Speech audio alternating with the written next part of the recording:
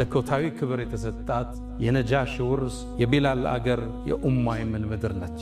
ይሄን ካርዳችን ዛሬው ሌላው ቀምቶ አግላይ ፖለቲካን ያወራ አግላይ አስተሳሰብን እየከተተ ለሷ እሱ ዘብ እንደሆነ ሲናገር በመናይበት አሳፋሪ ወቅት ላይ እኛ ሙስሊሞቹ እኛና ኢትዮጵያን መነጋገር ዳግም በእኛ ላይ ግዴታ ይሆናል።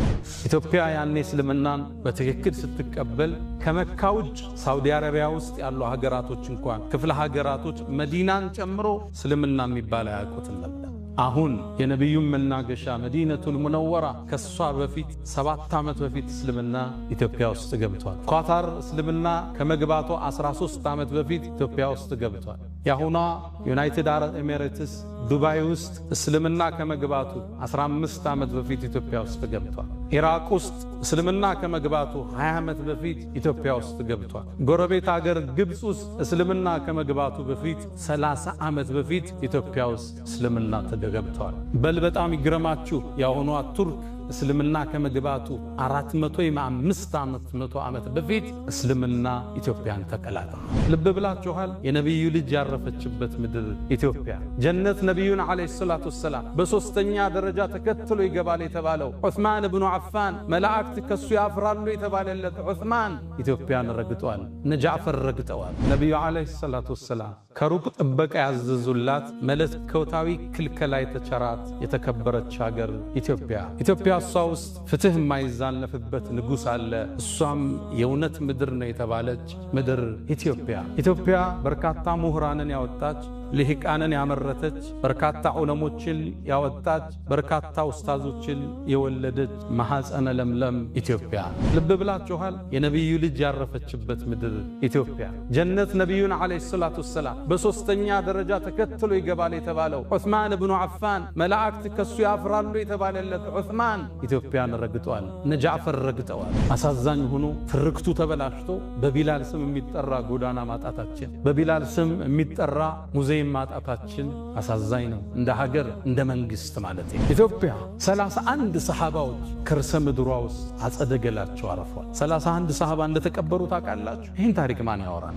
በርካታ ሰሃባዎች እትብታቸው የተቀበረበት የተወለዱበት መሬት ነው ኢትዮጵያ። ለኛ ኢትዮጵያ ቀላል ይህን ታሪኳ ግን ዛሬ ተቀብሮ አግላይ ጸሐፊዎች ጽፈዋት ኢትዮጵያ የሆነ ቀለም እንድትዝ የሆኑ ሰዎች ውርስ ብቻ እንድትመስል አንዱ መጤ ሌላኛው ደግሞ ባለርስት ተደርጎ እንዲታሰብ ተደርጓል። አክሱምን ትመርጥና የሐረርን ግንብ ትረሳል። ላሊበላን ታነሳና ሶፉመር ዋሻን ትዘነጋለ። ሶፉመር ዋሻ በዓለም ዩኔስኮ የተመዘገበ ትልቅ ታሪካችን ግን ሶፉመር አህመድ ስለሚባሉ የታሪክ ክፍል ታረጋቸው አልፈልግም።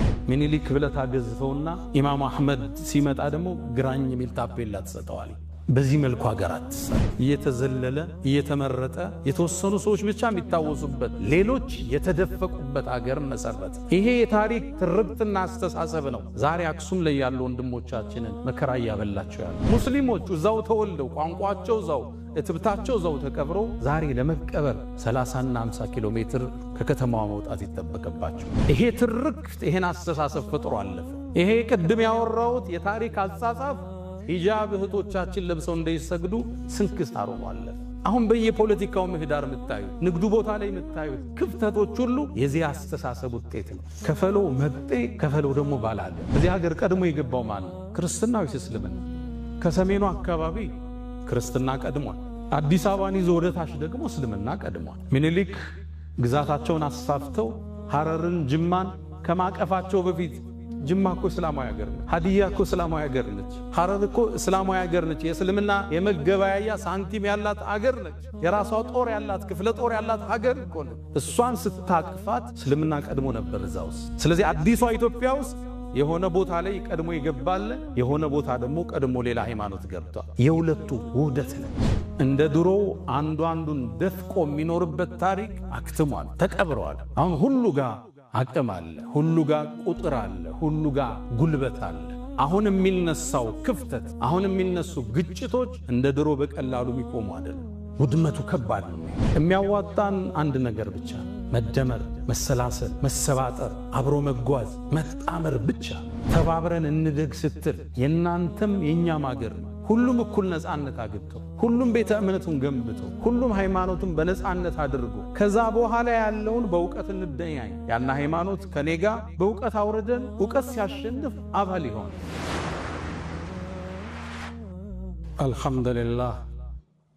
الحمد لله ذي الجلال وسبحان الله الكبير المتعال الحمد لله منزل الكتاب مجري السحاب حازم الأحزاب حمدا لك اللهم لما أسبغت من النعم وصرفت من النقم وأكثرت من العطاء وكشفت من الغطاء رب إني أحمدك استزادة لفضلك حمدا يوافي نعمك ويكافئ مزيدك وأحمدك حمد عبد مغمور بعطائك مشمول بحلمك يحيا برحمتك ويعيش في ظل عفوك فلك الحمد كما ينبغي لجلال وجهك ولعظيم سلطانك رباه أنت الذي صورتني وخلقتني وهديتني لشرائع الإيمان أنت الذي أطعمتني وسقيتني وكسوتني وغمرتني بالفضل منك والإحسان ونصرتني وجبرتني وجعلتني من عبادك الصالحين ونشرت لي في العالمين محاسنا وسترت عن أبصارهم عصياني وجعلت ذكري في البرية شائعا حتى جعلت جميعهم إخواني والله لو علموا قبيح سريرتي لابى السلام علي من يلقاني ولا أعرض عني ومل صحبتي ولبؤت بعد كرامة بهواني لكن سترت معايبي ومثالبي وحلمت عن سقتي وعن طغياني فلقد مننت علي رب بأنعم ما لي بالشكر أقلهن يداني فلك المحامد والمدائح كلها بخواطري وجوارحي ولساني أشهد أن لا إله إلا الله ولي الصالحين وحده لا شريك له له الملك وله الحمد وهو على كل شيء قدير عز وارتفع على العرش استوى له ما في السماوات وما في الأرض وما بينهما وما تحت الثرى وهو على كل شيء شهيد وأشهد أن سيدنا وإمامنا وقرة أعيننا محمدًا عبد الله ورسوله وخيرته من خلقه وأمينه على وحيه بعثه الله بين يدي الساعة بشيرا ونذيرا وداعيا إليه بإذنه وسراجا منيرا فتح الله به أعينا عميا وآذانا سما وقلوبا غلفا وتركنا على المحجة البيضاء ليلها كنهارها لا يزيغ عنها إلا هالك يا من تحبون النبي محمدا صلوا عليه وسلموا طول المدى فصلاتكم وسلامكم نورا لكم بأمسكم وبيومكم ولكم غدا إن الصلاة على النبي وآله يشدو بها من شاء أن يتعطر صلوا على خير البرية تغنموا 10 يصليها المليك الأعظم من زادها ربي يفرج همه والذنب يعفى والنفوس منعم بأبي أنت وأمي يا خير الورى فصلاة ربي والسلام معطر عباد الله أوصي نفسي الخاطئة وإياكم بتقوى الله ولقد قال تعالى ولقد وصينا الذين أوتوا الكتاب من قبلكم وإياكم أن اتقوا الله يا أيها الذين آمنوا اتقوا الله حق تقاته ولا تموتن إلا وأنتم مسلمون يا أيها الذين آمنوا اتقوا الله وقولوا قولا سديدا يصلح لكم أعمالكم ويغفر لكم ذنوبكم ومن يطع الله ورسوله فقد فاز فوزا عظيما معشر المؤمنين ባለን አጭር ሰዓት ከፊት ለፊት ያለውን ደመና እየተጠባበቅን ስለ ውዷ ሀገራችን ስለ ኢትዮጵያ እናወራለን። ኢትዮጵያ የበርካታ ብሔር ብሔረሰቦች ምድር፣ ቀለመ ብዙ፣ ብሔረ ብዙ፣ ቋንቋ ብዙ ኢትዮጵያ አላህ ከርሰ ምድሯንም ሆነ ገጽ ምድሯን የባረከላት የረድኤት ምድር ኢትዮጵያ ውስጥ ከኢትዮጵያ ወጣው የሚፈሱ ከ10 የሚበልጡ ወንዞችን የያዘች ሀገር ትራንስ ባውንደሪ ይሏታል። ወደ ኢትዮጵያ የሚፈስ ወንዝ የለም ከኢትዮጵያ የሚወጣ ቢሆን እንጂ። ኢትዮጵያ ከ30 የማያንሱ ስመጥር ሐይቆችን የያዘች ምድር። ሳውዲ አረቢያን ብንወስ አንድ ሐይቅ የላትም። ኢትዮጵያ ግዙፉን ጣናን ጀምሮ ስመጥር 30 ሐይቆችን አላህ የሰጣት የባረካት ምድር። ኢትዮጵያ ስምጥ ሸለቆ ማለፊያ የሆነች በርካታ ማዕድንን፣ ነዳጅን፣ ወርቆችን፣ አልማዞችን የያዘች የተባረከች ምድር ኢትዮጵያ። ኢትዮጵያ ከ2000 በላይ በስም የሚታወቁ ተራሮችን የያዘች ሀገር። ወራሪዎች እንኳን መጥተው ሊወሯት ሲሉ አረበኞቹ ሸሂዶቹ ብቻ ሳይሆን ተራሮቹም አብረው ተዋድቀውላቸዋል። ለጠላት አልተመቹም የተባለላት ሀገር ኢትዮጵያ። ኢትዮጵያ የነጃሺ መናገሻ፣ የቢላል ምድር፣ የኡሙ አይመን አፈር ኢትዮጵያ። ኢትዮጵያ እሷን ካልነኳችሁ እንዳትነኩት ሲሉ ነቢዩ ዓለይሂ ሰላቱ ወሰላም ከሩቅ ጥበቃ ያዘዙላት መለኮታዊ ክልከላ የተቸራት የተከበረች ሀገር ኢትዮጵያ። ኢትዮጵያ እሷ ውስጥ ፍትህ የማይዛነፍበት ንጉሥ አለ። እሷም የእውነት ምድር ነው የተባለች ምድር ኢትዮጵያ። ኢትዮጵያ በርካታ ምሁራንን ያወጣች፣ ልሂቃንን ያመረተች፣ በርካታ ዑለሞችን ያወጣች፣ በርካታ ኡስታዞችን የወለደች ማህፀነ ለምለም ኢትዮጵያ። ኢትዮጵያ አላህ ዘንድ የተለየ ቦታ ያላት የመጀመሪያው የስደት ምድር የቢላል አፈር ኢትዮጵያ። እቺ ሀገር ለሌላው ዘፈን ማሻሻጫ ልትሆን ትችላለች፣ ለሌላኛው ደግሞ የፖለቲካ ፓርቲ ውድድር ማጣፈጫ ቅመም ልትሆን ትችላለች። ለኛ ግን መለኮታዊ ክብር የተሰጣት የነጃሺ ውርስ የቢላል አገር የኡሙ አይመን ምድር ነች። ይሄን ካርዳችን ዛሬው ሌላው ቀምቶ አግላይ ፖለቲካን እያወራ አግላይ አስተሳሰብን እየከተተ ለሷ እሱ ዘብ እንደሆነ ሲናገር በምናይበት አሳፋሪ ወቅት ላይ እኛ ሙስሊሞቹ እኛና ኢትዮጵያን መነጋገር ዳግም በእኛ ላይ ግዴታ ይሆናል። እንደምታውቁት ነቢዩ ዓለይሂ ሰላቱ ወሰላም የአብርሃምን መንገድ ለማስቀጠል፣ የሙሳን ፋና ለማስቀጠል፣ የኢየሱስን መንገድ ለማስቀጠል ጥሪውን ይዘው መካ ላይ ሲነሱ መካ ለሳቸው ምቹ አልነበረች። ባልደረቦቻቸው ወደ የት ይሸሹ? ነቢዩም ዓለይሂ ሰላቱ ወሰላም ከወህይ ተነገራቸውና ወደ ዝች ምድር ወደ ኢትዮጵያ እንዲሰደዱ ሰሃባዎች ተወሰነ። ጃዕፈር እየመራቸው የመጀመሪያው ቅፍለት ወደ ዝች ሀገር ተመመ፣ ወደ ኢትዮጵያ። ኢትዮጵያ ያኔ እስልምናን በትክክል ስትቀበል ከመካ ውጭ ሳውዲ አረቢያ ውስጥ ያሉ ሀገራቶች እንኳን ክፍለ ሀገራቶች መዲናን ጨምሮ እስልምና የሚባል አያውቁትም ነበር።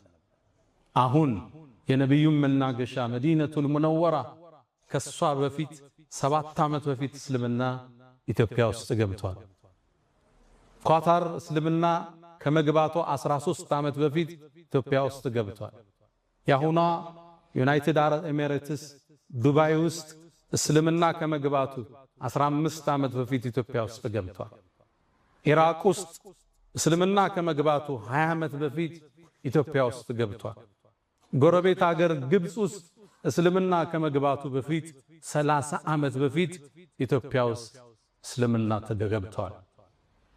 በል በጣም ይግረማችሁ ያሁኗ ቱርክ እስልምና ከመግባቱ 400 ዓመት በፊት እስልምና ኢትዮጵያን ተቀላቅሏል። ኢትዮጵያ ከእስልምና ጋር ለየት ያለ ቁርኝት ያላት ሀገር ነች። ነቢዩ ዓለይሂ ሰላቱ ወሰላም የመጀመሪያውን ቅፍለት ላኩ። ሰሃቦቹም ተመለሱ። እንደገና 83 ቅፍለቶችን የአብራክ ክፋያቸውን ሩቅያን ከባላቸው ዑስማን ጋር አድርገው ወደ ኢትዮጵያ ለስደት የላኩባት ምድር ኢትዮጵያ ነች። ልብ ብላችኋል? የነቢዩ ልጅ ያረፈችበት ምድር ኢትዮጵያ። ጀነት ነቢዩን ዓለይሂ ሰላቱ ወሰላም በሶስተኛ ደረጃ ተከትሎ ይገባል የተባለው ዑስማን ብኑ አፋን መላእክት ከሱ ያፍራሉ የተባለለት ዑስማን ኢትዮጵያን ረግጧል። እነ ጃዕፈር ረግጠዋል። ስለ ኢትዮጵያ ያለን ዕውቀት እጅግ ቁንጽልና ትንሽ ብቻ ነው። የነጃሺ ምድር ነች። ፍትሃዊ ንጉስ የእውነት ምድር ነች ኢትዮጵያ። ነጃሺ ሲታወስ የመጀመሪያ የሰለመው ንጉስ ማለት ነጃሺ። ኢትዮጵያን ጸሐፍቶች ግማሹ አምነው ግማሹ ቢያስተባብልም ዓለም ላይ ያሉ ዕውቅ ጸሐፍት ይህን ታሪክ ያረጋግጣሉ። ከዛም በላይ የአላህ ምስክርን ቁርአን ላይ ይበቃናል። ነቢዩ ዓለይሂ ሰላቱ ወሰላም ዳዕዋቸውን ይዘው ሲነሱ አስተባበሏቸው። ወየቁሉ الذين كفروا لست مرسلا እነዛ ከሃዲያን እኮ አንተ የአላህ ነቢይ መልእክተኛ አይደለህም ይሉሃል። ቁል ብለህ በላቸው ከፋ ሸሂደን በይኒ ወበይነኩም በእኔና እናንተ መሃል እኮ ከምስክር በኩል አላህ ይበቃናል በላቸው። ወመን ዒንደሁ ዒልሙል ኪታብ አሊያም ያ ሰውዬም አብሮ ምስክር ይሆናል የመጽሐፉ ዕውቀት ያለው ሰው። ወመን ዒንደሁ ዒልሙል ኪታብ ይሄ ግለሰብ ማን? ሁለት ሪዋያ አለ። አንደኛው መዲና ውስጥ የነበረው ታዋቂው የይሁዶቹ ምሁር አብደላህ ብን ሰላም፣ ሁለተኛው ነጃሺ ነው የሚል ተፍሲር አለ። አላህ ለነቢዩ ነቢይነት ምስክር ራሱን ጠርቶ ከዛ ማስከትሎ ነጃሺን የጠቀሰለት የተከበረ ንጉስ። ነጃሺ ዓለይሂ ሰላም ሲሞት አላህ በወሕይ ለነቢዩ ነግሯቸው፣ እሱ የሞተው ኢትዮጵያ ውስጥ ነው፣ ነቢዩ ያሉት መዲና ውስጥ ነው። በወሕይ ተነግሯቸው ዛሬ ደግ ወንድማችሁ ነጃሺ አልፏልና ሶላተል ጋይብ እንስገድበት ብለው የሩቅ ሶላት የተጀመረበት ዛሬ ይሄም መስጊድ በሰየምንለት ታላቁ ንጉስ በነጃሺ ነበር የተጀመረ። ሶላተል ጋይብ ሲሰገድ ስናይ ነጃሺ እዚች ምድር ላይ ይታወሳል። ፍትሃዊው ንጉስ፣ አሸናፊው ንጉስ፣ አማኙ ንጉስ ነጃሺ። እሱን እናስታውስ ዘንድ በአፍሪካችን ትልቁ የሚባለው ይሄን ትልቅ ኢንስቲትዩት በሱ እንዲወሰንም መታሰቡ ለዛ ነው። ኢትዮጵያ ከእስልምና ጋር ጥልቅ ቁርኝት ያላት ሀገር ኡሙ አይመን ኡሚ ባዕደ ኡሚ ያሏት ነቢዩ ዓለይሂ ሰላቱ ወሰላም ከእናቴ በኋላ እናቴ ናት ያሏት ኡሙ አይመን እሷ እኮ ኢትዮጵያዊ ነች። እኛ እኮ ነቢዩን ያጠባችው እናታችን ነች። በነቢዩ ደም ውስጥ የሀበሻ ደም አለ። እኛ ከነቢዩ ደም ጋር ተቀላቅለናል። ከጅማታቸው ጋር አብረን ተሰፍተናል። ኢትዮጵያና እስልምና አንድና ያው ናቸው፣ ሚለያዩ አይደለም። ኢትዮጵያ የቢላል ምድር ነች። የነቢዩ ዓለይሂ ሰላቱ ወሰላም የመጀመሪያው ሙአዚን ቢላል ረዲየላሁ ተዓላ አንሁ። ምን ነው ቢላል ኮቲህን ጀነት ውስጥ ሰማሁት እሳ የተባለለት ቢላል። የሰው ልጆች ሁሉ ጀነትን ይናፍቃሉ፣ ጀነት ደግሞ ምትናፍቃቸው ሰሃባዎች አሉ ተብለው ከተጠቀሱት ውስጥ አንዱ ቢላል ይገኝበታል። እኛ ጀነትን እናፍቃለን፣ ጀነት ደግሞ ቢላልን ትናፍቃለች። የሱ ምድር ነች ኢትዮጵያ። አሳዛኝ ሆኖ ትርክቱ ተበላሽቶ በቢላል ስም የሚጠራ ጎዳና ማጣታችን፣ በቢላል ስም የሚጠራ ሙዚየም ማጣታችን አሳዛኝ ነው። እንደ ሀገር እንደ መንግስት ማለት ነው። ቱርክ ውስጥ ብትሄዱ ከኛ በኋላ 400 500 ዓመት እስልምና የተቀበለው ቱርክ ውስጥ ካሏት 85000 መስጊዶች ውስጥ በርካቶችን ቢላል ተብለው ተሰይመዋል። ቱርክ ውስጥ ሙአዚን ሆነ ስትመረቅ ሰልጥነ የቢላል ወራሽ የሚል ሰርቲፊኬት ይሰጣል። ኩዌት ውስጥ ብትሄዱ የቢላል ጎዳና የሚል ታገኛላችሁ።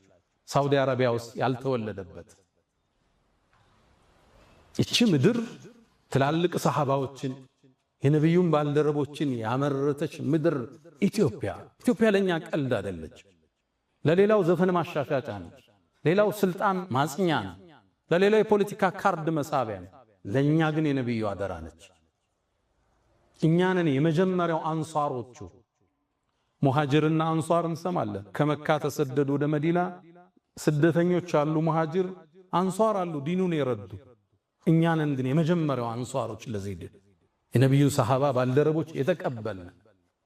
ኢትዮጵያ 31 ሰሃባዎች ከርሰ ምድሯ ውስጥ አጸደገላቸው አረፏል። 31 ሰሃባ እንደተቀበሩ ታውቃላችሁ? ይህን ታሪክ ማን ያወራን? ቱርክ ውስጥ አንድ ሰሃባን የተቀበሩ ኢስታንቡል ጫፍ መግቢያ ላይ አቡ አዩብን አልአንሳሪ እዚህ ኹጥባ ላይ አንስተነዋል።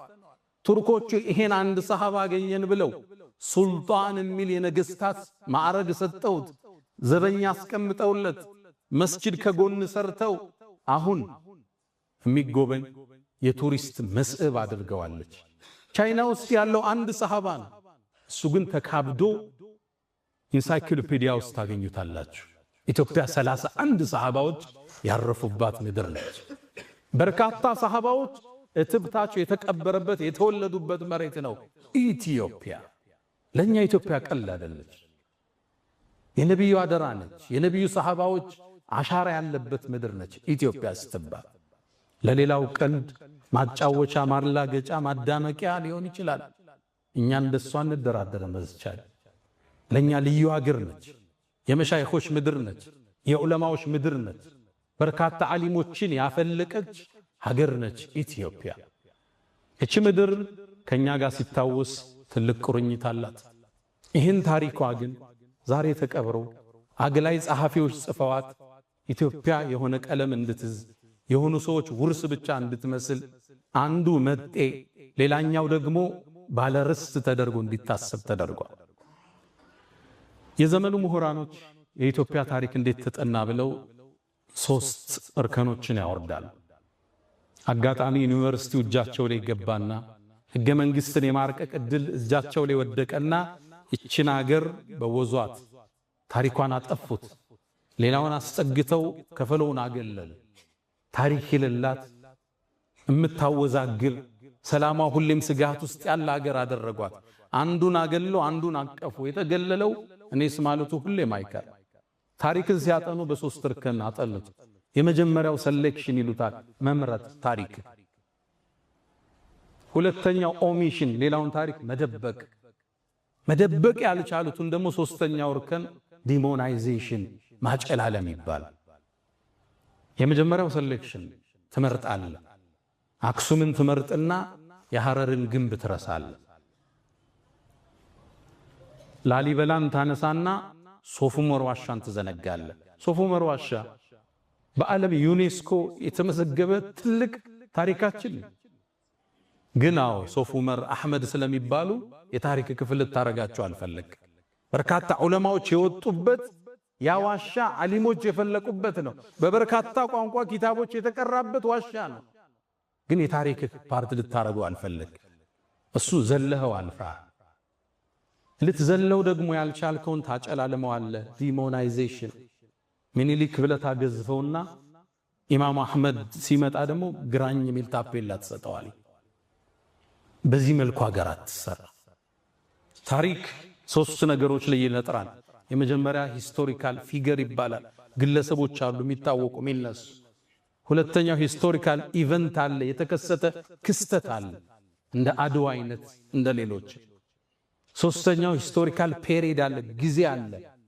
ሶስቱም ግን ቅድም ባልኳቸው የምርጫ ዘይቤ ተመርጦ የኢትዮጵያ ታሪክ ምንድነው ስትል እየተዘለለ እየተመረጠ የተወሰኑ ሰዎች ብቻ የሚታወሱበት ሌሎች የተደፈቁበት ሀገር መሰረት።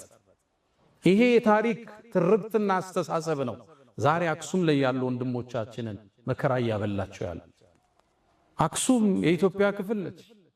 መጀመሪያ እስልምናን የተቀበለ ምድር ነው። ሙስሊሞች እዛው ተወልደው ቋንቋቸው እዛው እትብታቸው እዛው ተቀብረው ዛሬ ለመቀበር 30 እና 50 ኪሎ ሜትር ከከተማዋ መውጣት ይተበቀባቸው። ለምን ስትላቸው አክሱም ዳግማዊ ኢየሩሳሌም ነች ይሏል። እሺ ኢየሩሳሌም እስራኤል ውስጥ መስጂድ አለ፣ ሙስሊሞች አሉ፣ ሙስሊሞች ይከበራሉ ዋናው ቦታ ላይ። እዚህ ለምን ከለከልካቸው? ሕገ መንግስቱ የሃይማኖት ነፃነትን አውጇል። አንተ ለምን ነፈካቸው? አክሱም ውስጥ መጠጥ ቤቶች አሉ፣ ሺሻ ቤቶች አሉ፣ ይጠጣል፣ ይጨሳል። ሶላት ያው ሙስሊሞች የመርየምን ቅድስነት የተቀበሉ የኢየሱስን ነብይነት ያጸደቁ ክርስቲያኖችን የመጽሐፍ ሰዎች ብለው ያሉት ሙስሊሞች መጠጥ ከሚጠጡ ተራቁበት። ምናልባት በዚህ አጋጣሚ ክቡር ጠቅላይ ሚኒስትርን ለተናገሩት ንግግር አመሰግናለሁ። አክሱም ውስጥ ያሉ ሙስሊሞች 30 ኪሎ ሜትር ሄደው እንዲቀበሩ ከተገደዱ የሞቱት የከለከሉት ናቸው፣ ያ ሰውዬ አይደለም ብለዋል። ይሄ ትርክት ይሄን አስተሳሰብ ፈጥሮ አለፈ። ይሄ ቅድም ያወራሁት የታሪክ አጻጻፍ ሂጃብ እህቶቻችን ለብሰው እንዳይሰግዱ ስንክሳሩ ማለት አሁን በየፖለቲካው ምህዳር የምታዩት ንግዱ ቦታ ላይ የምታዩት ክፍተቶች ሁሉ የዚህ አስተሳሰብ ውጤት ነው። ከፈሎ መጤ ከፈሎ ደግሞ ባላገር እሺ እንስማማ ብለህ ጠይቅ። እዚህ ሀገር ቀድሞ የገባው ማን ነው? ክርስትና ወይስ እስልምና? ከሰሜኑ አካባቢ ክርስትና ቀድሟል። አዲስ አበባን ይዞ ወደ ታች ደግሞ እስልምና ቀድሟል። ምኒልክ ግዛታቸውን አስፋፍተው ሐረርን ጅማን ከማቀፋቸው በፊት ጅማ እኮ እስላማዊ ሀገር ነች። ሀዲያ እኮ እስላማዊ ሀገር ነች። ሐረር እኮ እስላማዊ ሀገር ነች። የእስልምና የመገበያያ ሳንቲም ያላት ሀገር ነች። የራሷ ጦር ያላት ክፍለ ጦር ያላት ሀገር እኮ ነች። እሷን ስታቅፋት እስልምና ቀድሞ ነበር እዛ ውስጥ። ስለዚህ አዲሷ ኢትዮጵያ ውስጥ የሆነ ቦታ ላይ ቀድሞ ይገባል፣ የሆነ ቦታ ደግሞ ቀድሞ ሌላ ሃይማኖት ገብቷል። የሁለቱ ውህደት ነች። የሚያዋጣን አንድ ነገር ብቻ ነው፣ መደመር፣ መሰላሰል፣ መሰባጠር፣ አብሮ መጓዝ፣ መጣመር ብቻ።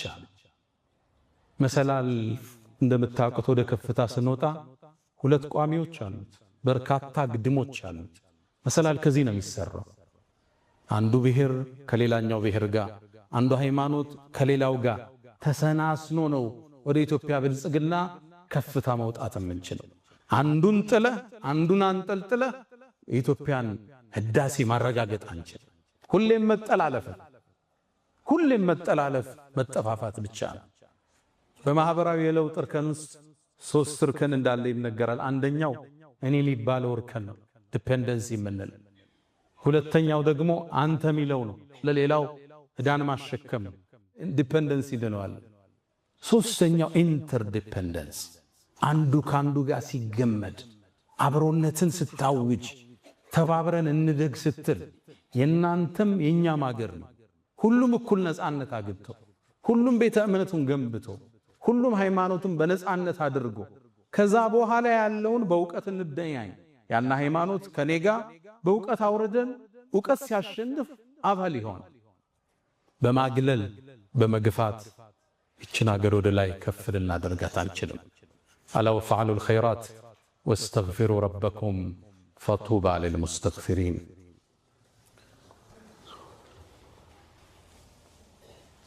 አልሐምዱሊላህ አላ ኢሕሳኒህ ወሽክሩ ለሁ አላ ተፈዱሊህ ወምትናኒህ ወላ ኢላሃ ኢለላህ ተዕዚመን ሊሻኒህ ወሰለላሁ ወሰለመ ወባረከ አላ ረሱሊህ ወኢኽዋኒህ። አማ በዕድ ወዶች እቺ ሀገር ሰላሟ እንድታገኝ እድገቷ እንዲረጋገጥ ከፍታዋ እንዲሰምር አንዱ ብሔር አንዱን ሊገፋ አይገባ።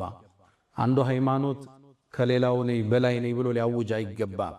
በአብሮነት ሁሉም እኩል ተሳትፎ፣ ሁሉም ታቅፎ፣ ሁሉም ነፃነት ተሰጥቶት ከሄደ እቺ ሀገር ከፍ ትላለች።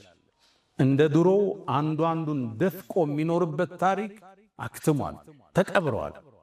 አሁን ሁሉ ጋር አቅም አለ፣ ሁሉ ጋር ቁጥር አለ፣ ሁሉ ጋር ጉልበት አለ። አሁን የሚነሳው ክፍተት፣ አሁን የሚነሱ ግጭቶች እንደ ድሮ በቀላሉ የሚቆሙ አይደለም። ውድመቱ ከባድ ነው የሚሆን። ድሮ አንዱ ኃያል ይሆንና ሌላውን ደፍጥጦ አስገብሮት ያድራል። አሁን እሱ አይደለችም የኢትዮጵያ ስሪት። ሁሉም አቅም መስርቷል። እንደ ድሮ ልደፍቀዋቸው ኢትዮጵያን ወደ ማትወጣበት ቀውስ ውስጥ ነው ከተናት የምናልፈው። በዓለማችን የቦክስ ታሪክ ውስጥ ረጅም ዙር የፈጀ የሚባል ቦክስ አለ። በ1893 የተካሄደ 7 ሰዓት ነው የፈጀ። 110 ዙር ነው የተፋለሙት። ፎቶዎችን ብታያቸው ሁለቱም ደም ለብሰዋል፣ አሸናፊውም ተሸናፊ። እንዲህ አይነት ዙር ነው ኢትዮጵያ ውስጥ የሚከሰተው። አንዱ አንዱን ቶሎ ደፍጥጦት ደፍቆት የሚቆም ፍልም አይደለም ይሆናል። አንዱ ሲነሳ አንዱ ሲመረቅዝ እችን ሀገር እንዳልነበረች እናደርጋታለን። እሱ እናንተን ላይ ያሳስባችሁ ይችላል። እኛ ግን ኢትዮጵያ ታሳስበናለች። የነብዩ አደራ ስለሆነች። ሁለተኛ ለአዲሱ ትውልድ ምክሬ በትውልድ ግንባታ ውስጥ ተስፋ መልካምን ነገር እንዲያስብ ማድረግ የማህበረሰብን የማነጫ አንዱ ቅመም። የሰው ልጅ ስታኖረው ተስፋ ሰጠው ነው። አይዞ ይነጋል፣ ችግሩ ሲበዛበት ሊነጋ ሲል ይጨላልማል እያልክ ነው ተስፋ ለሰው ልጆች የምትመገበው። ለዛ ነው ነብዩ አለይሂ ሰላቱ ወሰላም ሐዲታቸው ላይ በሽሩ ወላ ቱነፊሩ አበስሩ ሰውን አታስበርግጉ ይላል። ቁርአን ላይ አላህ ይሄን ያጸነዋል። አላ ኢነ ነስረላሂ ቀሪብ አዋጅ የአላህ ድል ቅርብ ነው ይላል። አለይሰ ሱብሑ ብቀሪብ ንጋቱ ቅርብ አይደለም እንደ ይላል አላህ። ከጭንቀት በኋላ መፍትሄ አላህ አይዟችሁ ይላል። ትውልድ የሚታነጸው ተስፋ በመስጠት ነገ የተሻለ ይሆናል ብሎ እንዲያስብ በማድረግ እንጂ አገር ሙታለች ዳስ ጣል ብለህ ለትውልድ አይነገር። ወሲያዬ ለወጣቶች እሱ ነው። ዳሱን አፍርሱትና ደስ የሚለው ተስፋ ላይ ተቅጣጩ። እቺ ሀገር የተሻለች ትሆናለች። እቺ ሀገር ከስንክሳሯ ወጣ ወደ ከፍታዋ መውጣቱ አይጠራጠር። ከውልደት በፊት እርግዝና አለ። እርግዝና ምጥ ይበዛዋል። እርግዝና ማቅለሽለሽ አለው። እርግዝና ቦሚክ አለው። እርግዝና ወገብ ያማል አስተኙኝ ይላል። እቺ ሀገር በምታደርገው የግንባታ ጉዞ ውስጥ ስንክሳሮች አይጠፋትም። ሙእሚን ግን የነገውን ብርሃን አሁን ላይ ቆሞ የሚያማትር ማለት ትውልድን አገር ፈርሳለች ዳስህን ጣል ተብሎ አይገነባ። ይሄ ማህበራዊ ሳይንስን የማያውቁ ግለሰቦች ናቸው። ትውልድ እንዴት እንደሚነታነጽ የሊደርሺፕን ሳይንስ የማያውቁ ገጣሚዎች፣ አዝማሪዎች ናቸው የሚሉት። ብዙ ጊዜ ችግሩ ምንድነው? ታዋቂ ሰው ስትሆኑ ማህበረሰብን አትቀላቀሉ። ይሄ ፈተና ይገጥመን። እኔ ሁሌ እላለሁ ለጓደኞቼ ከእስር በፊት ያለው እኔና ከእስር በኋላ አንድ አይደለም። እስር ቤት ውስጥ ስትገባ ሁሉም ብሔር ስታገኝ ዱርዬውን፣ ባለሀብቱን፣ ኦሮሞውን፣ አማራውን፣ ጉራጌውን አብረህ ስትኖር ስትበላ የኖረኝ ስዕል ግንዛቤላ ከዛ በፊት የነበረኝ አንድ አይደለም። ስትቀላቀለው ማህበረሰቡን በትክክል እቺ ምድር ታውቃታለህ። ኢትዮጵያን ትረዳታለህ። ኢትዮጵያ የነብዩ የኛ አደራ ነች። ኢትዮጵያን መጠበቅ፣ ሰላሟን መጠበቅ፣ የጉርብትናን ሐቅ መጠበቅ፣ ለዚች ሀገር እድገት ቅድሚያ ተሰላፊ መሆን የነብዩን አደራ ከመጠበቅ ነው። ኢትዮጵያን ካልነኳችሁ አትንኳት። እሷ የእውነት ምድር ነች። እሷም ውስጥ ሰው የማይበደልበት ፍትሃዊ ንጉሥ አለ። እንድች የተባለች ምድር የለችም ዓለም ላይ። ኢትዮጵያ የነብዩ አደራ የሰሃቦቹ ውርስ እትብታቸውም አጸደቀላቸውም ያረፈችባት ታላቅ ምድር ኢትዮጵያ። እኛ አንድ ከሆነ ከተሰባጠርን ከተግባባን ይችን ሀገር ወደ ከፍታ ማውጣታችን የሚቀር አይደለም። ያ መን ትሕቡነ ነቢየ ሙሐመዳ ሰሉ ዐለይሂ ወሰልሙ ጡለል መዳ ፈሰላትኩም ወሰላሙኩም ኑረን ለኩም بأمسكم وفي يومكم ولكم غدا إن الله وملائكته يصلون على النبي يا أيها الذين آمنوا صلوا عليه وسلموا تسليما اللهم صل على محمد وعلى آل محمد كما صليت على إبراهيم وعلى آل إبراهيم وبارك اللهم على محمد وعلى آل محمد كما باركت على إبراهيم وعلى آل إبراهيم في العالمين إنك حميد مجيد اللهم أعز الإسلام والمسلمين وأذل الشرك والمشركين ودمر اللهم أعداءك أعداء الدين اللهم لا تدع لنا في مقامنا هذا ذنبا إلا غفرته ولا هما إلا فرجته ولا دينا إلا قضيته ولا رزقا إلا وسعته ولا مريضا إلا شفيته ولا غائبا إلا رددته ولا ميتا إلا رحمته اللهم إنا نسألك العفو والعافية والمعافاة الدائمة في الدين والدنيا والآخرة اللهم إنا نعوذ بك من زوال نعمتك وتحول عافيتك وفجاءة نقمتك وجميع سخطك يا أرحم الراحمين اللهم ربنا آتنا في الدنيا حسنة وفي الآخرة حسنة وقنا عذاب النار ألا فأقم الصلاة.